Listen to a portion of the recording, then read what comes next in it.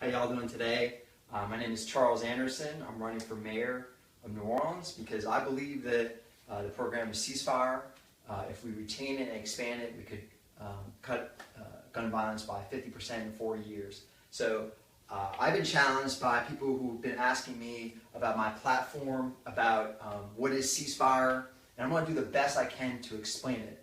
I am by far not an expert, but I have been doing, I've been working with CeaseFire since it started back in 2010. So I'm going to give it my best shot, give it kind of a common sense, understanding citizens' perspective about CeaseFire. And the best way I can do that is through my drawings, because I've drawn a lot of stuff around CeaseFire. I took photos of events, and one of my favorite all-time drawings is this one. It's called At Heaven's Gate, and it's of my friend Danny. And Danny is just one of those guys who's just, man, he just is here to help. But you wouldn't know about his background unless you asked him about it. And what I see with Danny is that he exemplifies what CeaseFire is all about. See, Danny grew up in New Orleans. He grew up in a family that was just wrapped up in crime. By his own account, it was all around him, guns, drugs, ever since he was a little boy. And by the time he was a teenager, he was a multimillionaire because he was able to really get out there and make a name for himself, have multiple incomes, just really start dominating the scene in New Orleans.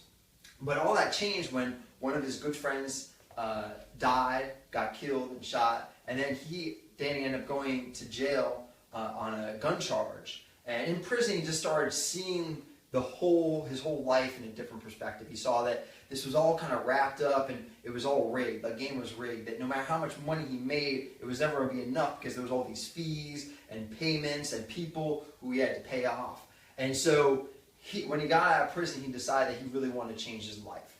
And so he was in this mindset as he was walking down Martin Luther King Boulevard on Martin Luther King Day in January, as part of the parade.